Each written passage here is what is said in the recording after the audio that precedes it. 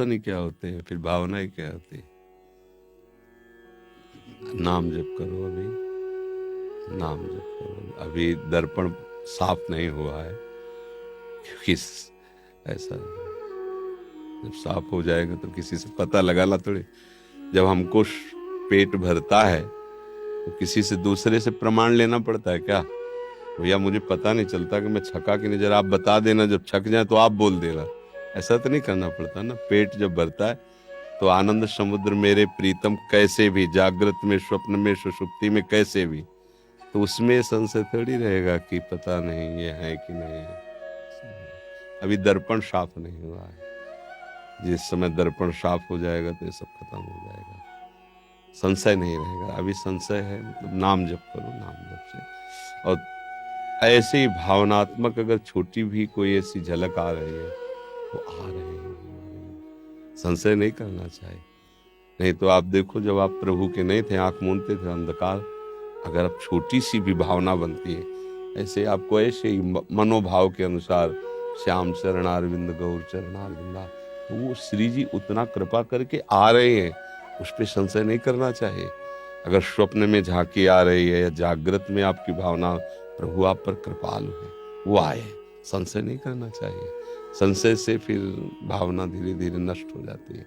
संशय आत्मा विनश्यति, संशय बिना उनकी कृपा के तुम उनकी तरफ सोच नहीं सकते। अगर तुम्हें उनकी याद आ रही है तो तुम्हें याद कर रहे हैं, और अगर कहीं रूप की भावनाएं बन रही, उनका जो वास्तविक रूप है वो तो बड़े बड़े महापुरुषों के ध्यान में नहीं आते। प्यारूडुम क्षमते ने अच्छी सुखादी नाम तो ध्यान गम, देखो उनकी क्षमता नहीं कि वो ध्यान में ले आवे, हमारी क्षमता क्या होगी।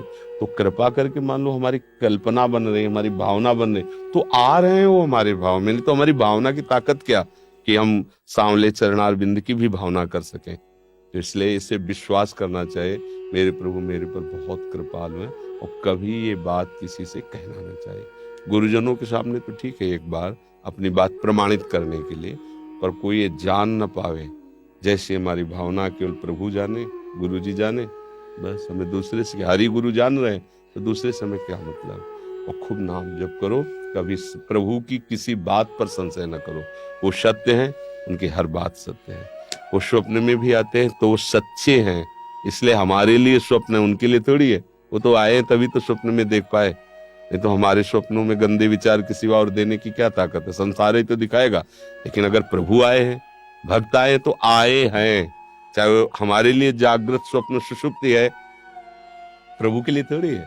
वो चाहे जागृत में आओ, चाहे स्वप्न में आओ, चाहे सुषुप्ति में आओ, वो तो आए ना, तभी तो हमारे अनुभव में आए। उसको सत्य मानो, तो मानते मानते वास्तविक आपको भगवत साक्षात्कार हो जाएगा। हम भगवान की कृपा की अवहेलना करते रहते हैं। वो हमें कितनी कृपा की है, हम किसी लायक नहीं, हमको संतों से जोड़ा, नाम दिया, उपासना दी, धाम, ये सब कृपा ही तो है। हम भला इस कृपा को कहाँ देख पाते हैं।